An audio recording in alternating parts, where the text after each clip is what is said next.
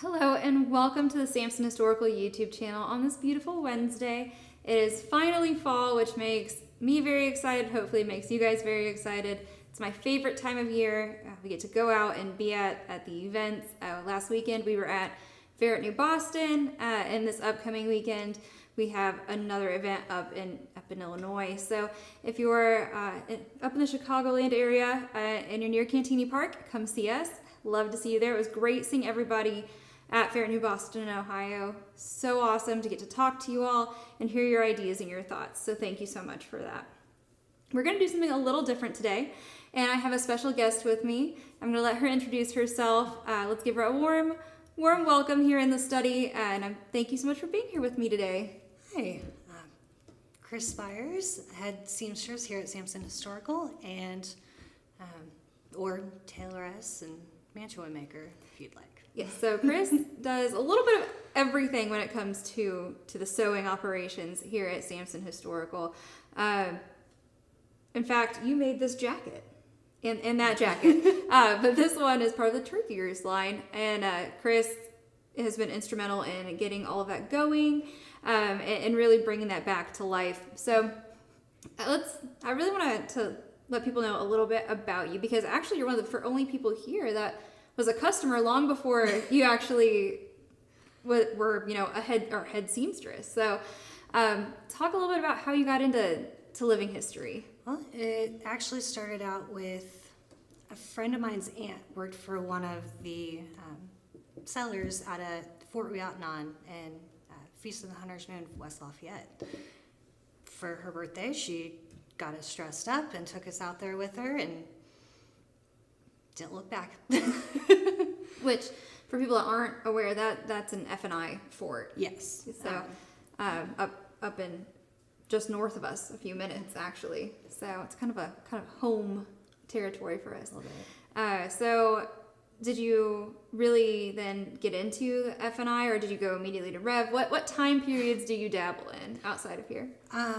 Outside of, well, a little 7 Years' War, French and Indian War, as well as Revolutionary War, though not quite as much. And outside of the 18th century, there's back in the Tudor era, and there's a lot of late Victorian. Which is actually one of the really cool things I think about the sewing department as a whole. There are 2B full-time, and then Molly, you guys are training up. And what's really neat is how creative you all are. You all explore so many different things in different eras and costuming in general, and I think that's very impressive. So you started here, and immediately we had the photo shoot for Turkey Roost, fairly abruptly there. And so can you talk to me a little bit about that time period where you and Isabella were both kind of frontline soldiers? It did. We did kind of push things back a little bit to make sure we had what we wanted for, the incoming models that we were using, and then making sure which jackets we wanted to use from Annie and Verna's Turkey Roost patterns. And then a snowstorm hit. Yes. Right in the middle. I forgot about the blizzard that hit and nobody could come in to work. So poor Isabella, had her first couple days, and then we were all off work for the snowstorm. And then it was, okay, we're going to knock these out as fast as possible. Yes. So you guys worked some long hours. And so you mentioned the Annie and Verna's patterns. So Annie Metz, who passed recently, her and her mother Verna created the Turkey Roost line from years and years and years of researching extents and created these beautiful patterns, which you've really become the caretaker of and have done a beautiful job. Annie would be so impressed with everything you're doing. But definitely want to pay homage to those women who were trailblazers in 18th century, recreating 18th century fashions. And then, we were dealing with other patterns, and you had to really hone in a skill that you'd really only used for personal use before, with the patterns and the drafting. So yes. What has that been like? You said you did a little bit before, right? Did a little bit before, mostly with, it's easy to scale up or down a pattern when the person you need it for is right there, or if it's a doll pattern. Or, I have 3 children, so toys come in hand there. But having to do for other patterns that are going to be for people that I've never met, it's stretching out the dress form and hoping it works and measuring it out and making sure that all the proportions are there. And you've done a wonderful job. Chris is very, very math-brained. For those of you that don't know her, this woman operates off of many, many spreadsheets in ways that I can't understand. Like you mentioned, that we had the snowstorm when we were doing Turkey Roost line, and why that's important is it was the first year we were able to use professional models for the jackets, and we wanted to really launch it. We had this huge production, this huge project going, and then a snowstorm hit. And Chris, luckily you live within walking distance, which is funny because we're basically neighbors, and we can see each other. One day she said, "I can see your Christmas tree from my house." So she walked into work in a snowstorm to start working on these jackets and to get them done on time, which is why we're excited to have her here with us, because she is fantastic. So, can you walk me through a little bit of what it looks like when, say, somebody orders a jacket online on the website, and I think we give a week time to make those. What happens? What is that process? So the process will come about. Molly down in shipping will either hand the shipping printout to either Isabel or I. We run upstairs with it, or she'll bring it upstairs to us. Then write it on our board, and we know we have that deadline of getting it out. They order it on a Monday. We have to have it shipped out by that following Monday. So we either look at what we're currently doing, whether it's a big batch of caps or a few aprons. We see where we can get that jacket put in, get it made up, and get it back to her. A lot of times you guys come out ahead of the deadline on those. You guys are really good at that. And you and Isabella especially have become a really good team in those jackets. Obviously, you guys had jacket boot camp with 42, wasn't it? Something there? It ended up, luckily, we only had to make 41 Oh, instead of 42. I'm so sorry. Because we just happened to have one that we decided to delegate for one of the models that happened. She was the same size as you, so That's we right. had a mock-up made. It turned out well. We got to use it for one of the models. I remember that now. Yeah, so you guys get the order, and then to process one of those jackets, do you guys go one at a time? Like, do you do one and she does one, or do you guys do different parts, or how do you keep that going? There for a while, I was doing most of them as Isabella got more comfortable, because during the snowstorm and doing the 42 jackets for the models, she did a lot of the in-between prep work, the ironing, the snipping the corners to press out the seams. Yeah, those were the only things you let me do when I come into the room. So she did. We ended up earlier, after the models, she did one, and then after that we've slowly kind of trickled in to let her do more and more of the jackets so I can work on things coming up. Got it. So you guys are doing also like running your own purchase orders and stuff, right? So you guys are essentially creating things that are needed for the stock, and so when you order on our website, you can pick that you want a double pleated or double ruffled cap, and that's already on the shelf because Chris and Isabella and Molly have already made those. So when you're doing things, do you know what number you need to make, or how does that work? How do you know what we need? We went through and looked at how many is a good number to make in a batch. Like the caps, we can do, if it's going to be a small batch and we don't need them much, we could probably do 12 and it would work out. But that's something with as many as we go through and sell, and even, ourselves ruin because we drop it. We make 24 at a time. That felt a little pointed, but I'm gonna let it go. It's fine. How many things I've stolen or ruined? I've purchased several from here before working here because it was, I can't bleach that out. I just need to buy a new one. Caps and shifts are like that. They're almost like you have the one and then they work their way out. Like they get dirty and so messy, but you have to have one. That's the thing. It's such a staple, and so that it's not disposable per se, but they are very losable. Yes. And then you've got daughters, so they're very stealable also, actually. Yes. They transfer very well. So you're making all these things. What is your favorite Samson Historical item to make? There's so many options. I do thoroughly enjoy the jackets just because it's something, I can get done in between coming in the morning and leaving for lunch. And it's just all this detail that goes into it, but it also feels kind of quick because it's one thing, it's done, and then that kind of instant gratification of knowing it's getting shipped out to the customer.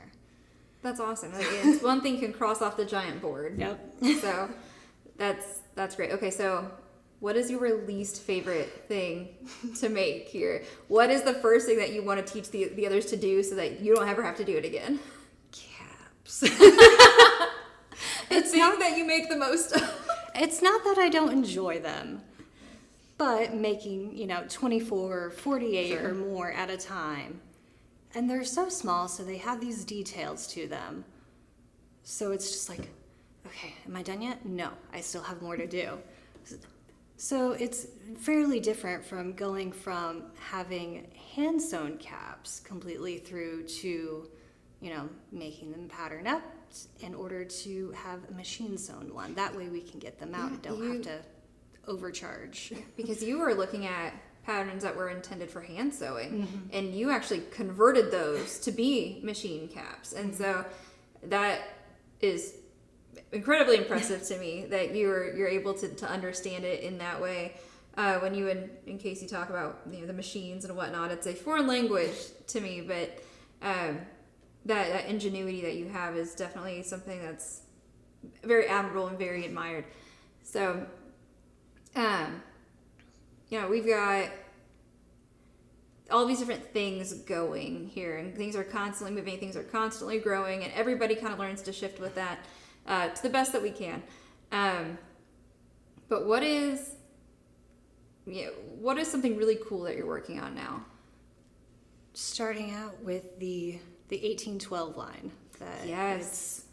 This is what you get for being here. You get the sneak preview of things that are coming up right now, which is the 1812 line. So talk a little bit about that. That's very exciting. Starting out with, since we have him, using Casey as our first model, so making things in his sizes and working out, doing the research of looking at fashion plates to the time. That way we're not making a product and it just not being historically appropriate. Going through seeing what tweaks we can do to the pattern I've made up to see something we can get it out quicker and something a little more quality, a little bit quicker, take out some of the hand sewing so that that cost of the labor isn't translating over to the customers. Sure, and you do a lot of research on appropriate fabrics for appropriate periods. You're a lot of the guiding force on that here, because you're very good at it. But that's something that's been different as we shift from, we're never going to get away from R4 and from F&I era. But as we're adding this 1812 line, those fabrics changed. Definitely. And there's a whole new world out there of fabrics and prints and whatnot, and figuring out what we can do now, what can we add to that. And you guys made you specifically made a beautiful 1812 waistcoat, which I think is going to be great because Casey's never worn anything 1812 in his life. And so, to be able to really unveil that. And then you made also a mid-pair of trousers, didn't you? Those are very eagerly awaited. I know a lot of you guys have asked us for trousers before, but, do you ever find it difficult to get away from so obviously Bridgerton is not historical, but it's pretty. And do you ever find it hard to mentally get away from, well, this is really pretty, we could do this, but it's not accurate? I've found, I don't normally catch myself doing it, but those around me catch me, of stitch counting said historical dramas, be like, that gown was not made for that actor. Or so it's that fabric that hurts my eyes, it takes me out of the drama. Yeah, so it's not even that, the garment is even aside from the fact that it's wrong in fabric or in cut, it's not even made for that person. You're pulling out a whole other level of irritation that the rest of us are able to move past. My spouse, I'll say something like that. My spouse will just come out with, like, okay, and then I'll continue of why that's inappropriate. So he's acknowledged you, and you're just railroad like, it. Okay. I stopped listening a couple minutes ago. He's honed in. Has he gotten good at ignoring those? Mm-hmm. I do the same with some of his hobbies, though. It works out. So you have created a list of things that you would like to see, you'd like to add, you want to make, you want to try. And obviously the 1812 line includes a lot of those things in a lot of different ways. And even like, what I think is interesting is it includes reinventing like the 18th century stuff for the 19th century, like adjusting that. So that's neat. But what is something that you would like to see, you want to make, you think we should add that is maybe a project we're not tackling yet? Full gowns. We've got the jackets right now. Oh, we've got a special delivery. Thank you. Thanks. So we're going to show off some of Chris's handiwork here. And here we have the beautiful 1812 waistcoat that she made. And this was the very first one. This is the mock-up. Which is completely functional and wonderful. And the buttons have the... Can you explain this? Why this is important historically? So in order for laundering the garment with the buttons, because of the way they laundered with the beating of the fabric and how harsh they were, it could damage several things, whether the buttons themselves or the utensils used to launder. So the benefit of having this twill tape and having a hole used with an awl opened up in the fibers is that this whole thing can be unstitched, pulled out, and then the buttons can be removed to clean it properly. And then once it's clean, you can put those buttons back in. So this adds another level of historical accuracy to our items, which is phenomenal. And I know you've amended several of Casey's personal items to do this as well, which is great because it is so functional. It's functional. It's a fun little detail. I originally knew about this idea from Victorian era women's clothing, but it wasn't something that was removed. It was for stability. Okay. So it would be, you'd have your fashion layer, your interlining, they'd put this on, and then the lining would cover it up. So you wouldn't see it, but it added that strength.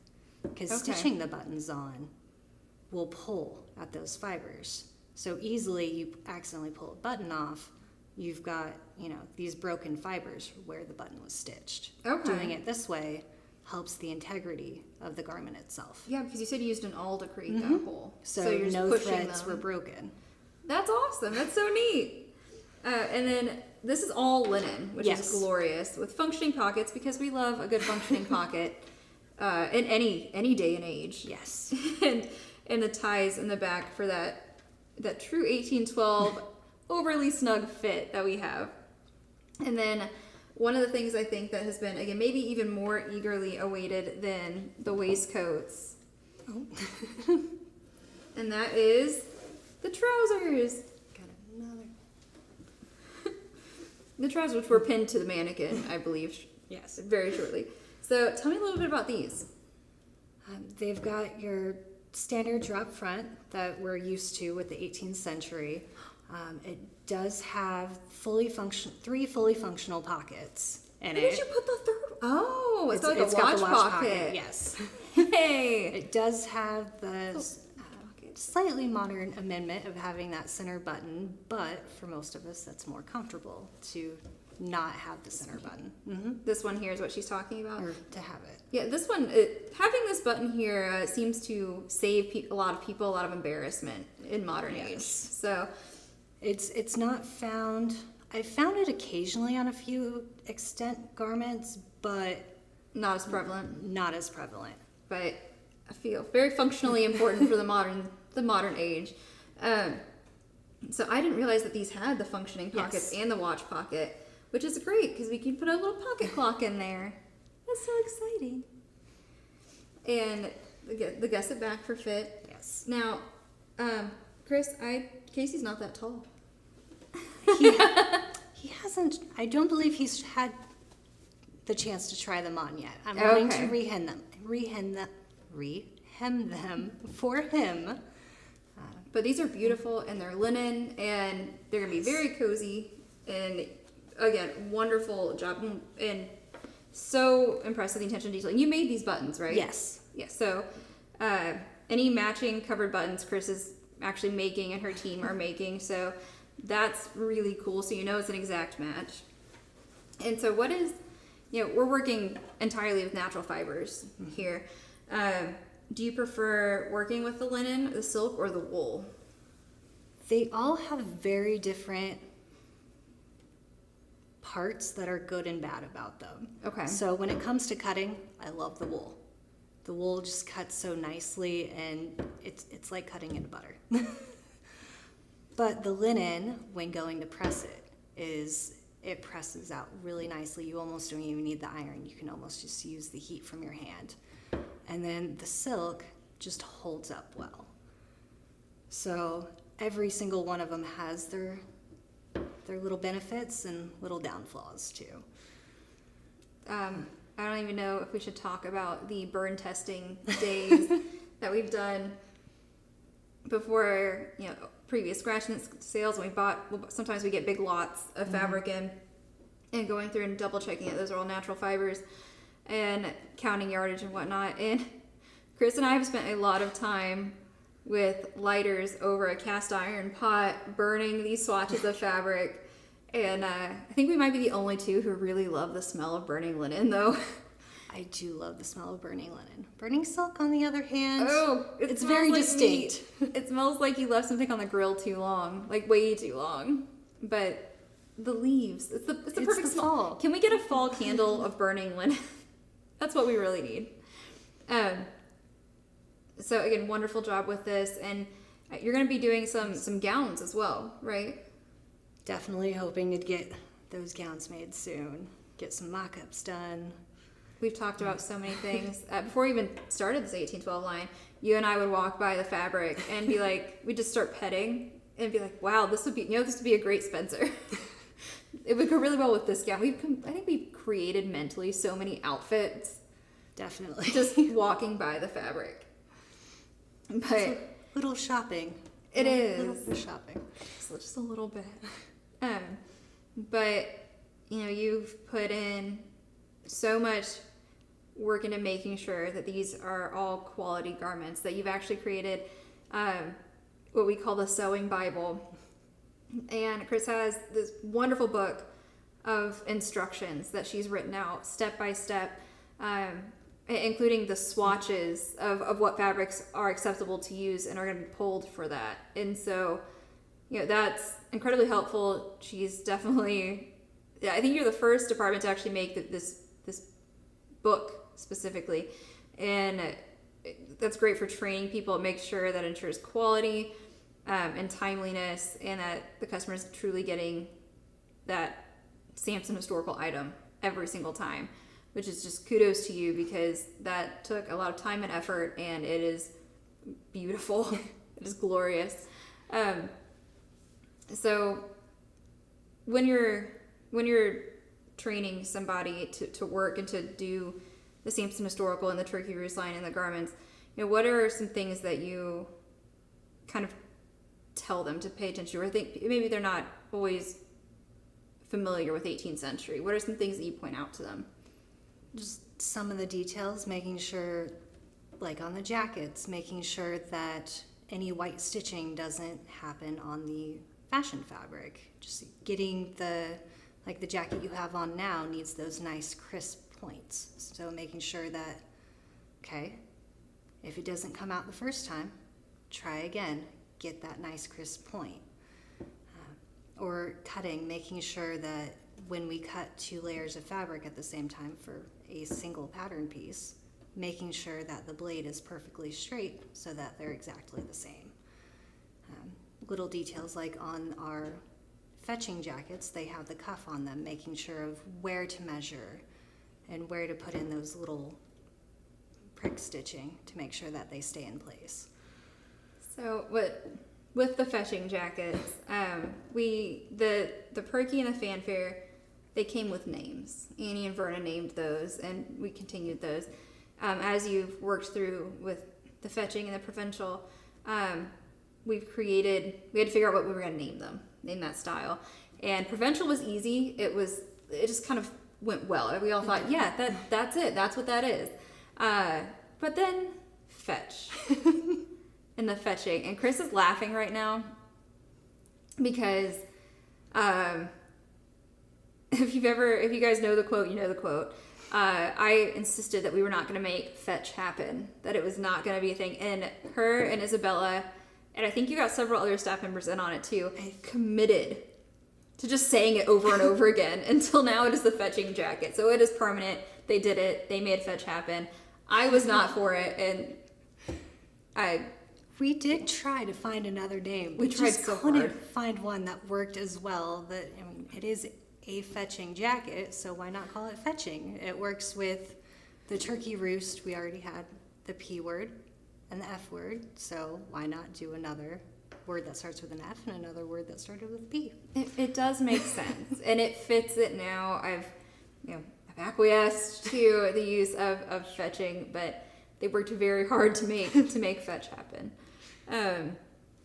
which again is so I think one of the really cool things about having, because like as we've grown, you've been here for a lot of the new additions of departments and people, but is that we all kind of put our mark on different things, and fetch is one of those things that will endure forever in perpetuity, but just one of those things that makes it unique. And it really is, as we've grown outside of family members, being a family business keeps it still a family feel on the business, is that we can have fun and say and create things that way, which is neat. So as we're growing and doing things, and as you're adding the 1812 line and the gowns, and you said you wanted to add full gowns, are you talking about Rev War gowns and F&I gowns? Yes, as well as the 1812 round gowns. Okay. So round gowns with the bib front, the bib gowns. Would love to do an English gown with a fitted back and a French sack back gown. It would take a lot of fabric, but I think they're beautiful. Maybe we could pull out some of the totes of one-off fabrics and see what we could come up with. But when you're researching, you talked about looking at these different things, looking at extents. Can you give people maybe some tips about how to start researching for 18th century or 19th century garments, what they're looking for to find those fabrics and such? There is a good place to start would just be the fashion plates, which there's been so many people in the hobby that have added them to Pinterest. So it's a surprising place to look. Mm-hmm. But that is a good place to start. And then looking through museum documents, stuff that they have, whether it's on display or not currently on display. If they have the information on what fiber is on the outside, what fiber is on the inside, showing pictures of the detail of this is how the pleats were done on this particular garment. Kind of a weird good thing that came from COVID was so many museum collections updating their online databases. Yes. And then I know the Met made a lot of things available in the public domain and really amped up their kind of online catalog, which is great. And then I know you have several books, and we can link those if you'd like afterwards. I don't want to put you on the spot. I know I didn't tell you I was going to ask you about the list of books. And we can put those in the comments after. But if you have suggestions like that, I'm sure people would love that little bit of help, because obviously you've done so much work and know so much that sharing that is sometimes sharing that's wonderful, but sometimes it's a little hard if you're on your own to kind of start finding that process, because there's a big world of research out there. You mentioned fashion plates. I personally love 18th century Dutch fashion plates. They're so wild. My first short gown was a Dutch-inspired printed cotton. I got so many compliments on it, but it was something I could buy for $3 a yard, and it was a good place to start. That's awesome. And so, they're showing you now on the screen a French fashion plate, it looks to be to me. And that's a bit more than I think what we're going to be able to tackle here. A bit more. But they're truly beautiful garments, and it's a fun way to find new things. And I really have been looking, as we've been looking into 19th century, looking at 19th century fashion plates. And there's one I particularly love, and we'll have to find it and link it because it's so ridiculous, where she's holding the alligator bag. That's like the actual alligator. I have not seen that one in a while. It's been a minute, but she's holding a whole alligator by a handle. And I was like, man, so coming soon to Samson Historical, whole alligators as purses. It'd be great. Fit a lot of them. You could fit so much. I don't know, the shipping is going to be really thrilled about it. Or we're going to have to think that one through a little bit more, actually. We shouldn't commit to that. We can ship the frills. That's true. So maybe. The frills are an interesting thing because they were not just a woman's bag. They were actually used for tools and all number of garments, and a whole number of outfits and trades and personas at the time. And so Chris's hand is actually in the frail picture that we have. Oh, they found the wonderful alligator bag. It is a whole alligator with hinges on the side. And by golly, if that's not what I get for Christmas, I don't know what I'm going to do. But the frails are really cool because they were so kind of versatile. But yeah, Chris's hands were the ones in the photo for the frail. And actually, the photos of you in there are all your garments you made, like your personal garments. Yeah, so if you look through our catalog, you'll see pictures of Chris doing modeling in different bed gowns and such that she made in your own stays and things like that. So, and you made this. Well, why don't you tell us a little bit about this piece? Oh, this is actually, we don't currently sell this, but it is one of the patterns designed by Annie and Verna for their turkey roost, and it is, I believe they called it the long jacket. So I would love for us to start carrying it because it is the longer caraco style, but just have to redraft the patterns to get the sizes. That way we can accommodate more of our customers. Because right now it's only so many sizes are available from them. Yeah, that one is one that they have a very narrow selection on specifically, isn't it? And so, but you made it out of this beautiful navy wool with this wonderful red lining that flashed in the interior, which is gorgeous. But, I love that and Annie would love that you used one of her patterns, and it came out beautifully. Thank you. It was all scraps that were in my stash at home. I cannot imagine the fabric stash. I really can't. Well, is there anything else that you think people should know about what you do here, or even kind of where you get your inspiration, things like that? Definitely just look at a lot of extant garments. Look as many as you can, because you'll start to kind of train your eye to the fabrics, to the designs printed on the printed garments, to how the stitches were done, how the angles were done. I'm still learning every day, and I've been doing this for years. It's really one of those things where the devil's in the details, though. Yes. All the details on the gowns and the jackets, finding, the exact pleat method, and on stuff that would fray, how they'd either pink the edges, or some have them folded and stitched down and then pleated onto the garment. Very cool. So I'm so glad that we have you share that knowledge with us, and that we get to do all of these things here at Samson Historical because of your knowledge, and that's wonderful. So thank you so much for being a part of our team, because it's great to have you. We do need to mention the Colonial Market Days, though, which will you be at this year? Yes. Wonderful. I'll be there Saturday. Wonderful. So We have Colonial Market Days coming up, and that is going not this week but next week. So if you are in the area, come see us. And your kids love Colonial Market Days, so it's a big family event. Chris and her husband Dale have helped us for years in getting that put together. So September 17th and 18th at Abner Longley Park in Lebanon, Indiana. That is our hometown right here. But we'd love to see you.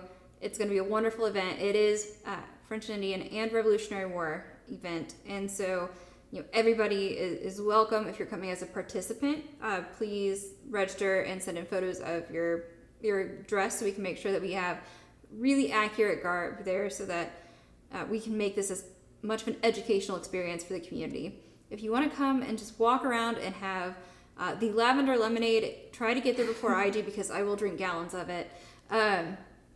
But eat and experience and hear and see and smell all of these 18th century things that were the founding of our country, and see Scoundrels Alley, which actually is kind of your hint this week for who our special guest is next week. So if you're familiar at all with the Scoundrels Alley program, that should give you a little bit of a hint. And there's so much to see, and it's a family event. So I'd like to again thank Chris so much for taking time out of your day, your very busy day, to come and be here with me in the study. And hopefully we can, when we have extant garments on, love to have you back on here to explain those in ways that I know that even I can't. But thank you for lending us your expertise. Thanks for having me. All right. We'll see you again next Wednesday at 4 p.m. With, again, another special guest. We're lucky to be able to stack them up. But thank you so much for being here, and have a wonderful rest of your Wednesday.